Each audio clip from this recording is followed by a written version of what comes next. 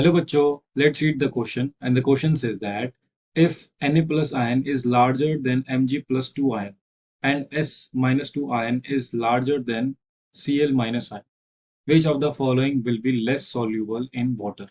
तो हम लोगों को बोल रहा है कि अगर सोडियम आयन जो है वो बड़ा है मैग्नीशियम आयन से और जो sulphate ion sorry sulphide ion जो है वो अगर बड़ा है क्लोराइड आयन से तो इनमें से कौन सा जो मॉलिक्यूल होगा वो लेस सॉल्युबल होगा वाटर में। तो ये ऑप्शन में दे रखा है हम लोगों को NaCl पहले ऑप्शन में, ऑप्शन बी में दे रखा है Na2S, ऑप्शन सी में दे रखा है MgCl2 एंड ऑप्शन डी में दे रखा है MgS। ओके, तो हम लोगों को इसमें से करेक्ट ऑप्शन बताना है जो कि लेस सॉल्युबल है वाटर में। So let's start the question by knowing a key concept first.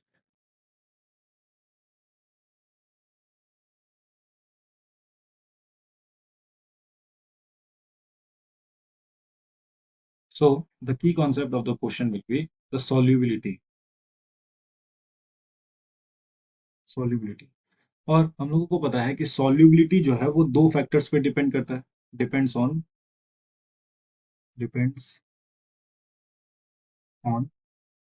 Two factors. किसी भी कंपाउंड का जो solubility रहता है वो दो फैक्टर्स पे डिपेंड करता है। दैट इज फर्स्ट हम लोगों का फैक्टर रहता है लैटिस एनर्जी, लैटिस एनर्जी। और सेकंड हम लोगों का रहता है हाइड्रेशन एनर्जी, हाइड्रेशन एनर्जी।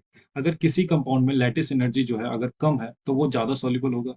मतलब अगर यूं कहें कि सॉल्युबिलिटी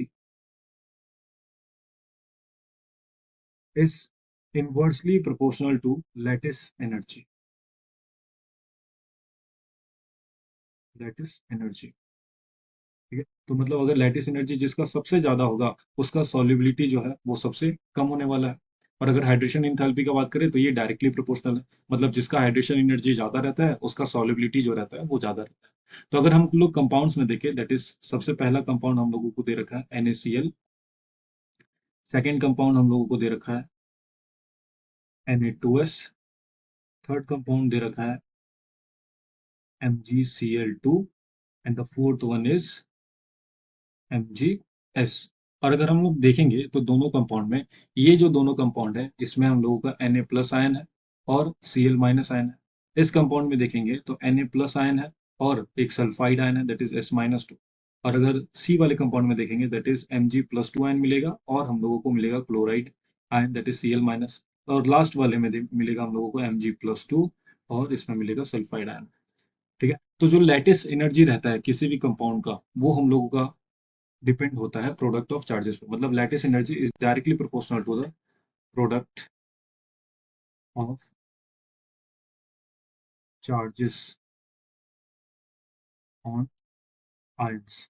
इसका मतलब क्या है कि अगर प्रोडक्ट ऑफ चार्जेस जो है किसी भी कंपाउंड का अगर ज्यादा है, लैटिस एनर्जी जो है वो उस कंपाउंड का ज्यादा रहेगा। तो अगर पहले कंपाउंड में देखें तो दोनों जो है वो मोनोवैलेंट एटम, तो मतलब इसका प्रोडक्ट हम लोगों का कितना निकल के आएगा 1।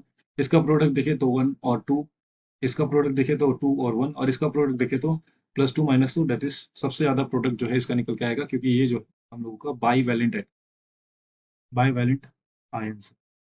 तो बाईवैलेंट आयन कहने की वजह से तो इसका प्रोडक्ट ज्यादा निकलेगा। मतलब इसका जो लैटिस एनर्जी है MgS का वो हम लोगों का सबसे ज्यादा होने वाला है। और अभी जस्ट हम लोगों ने देखा कि जिसका लैटिस एनर्जी सबसे ज्यादा रहता है, दैट इज लैटिस एनर्जी जिसका ज्यादा रहेगा उसका सॉल्युबिलिटी जो है वो सबसे कम रहेगा।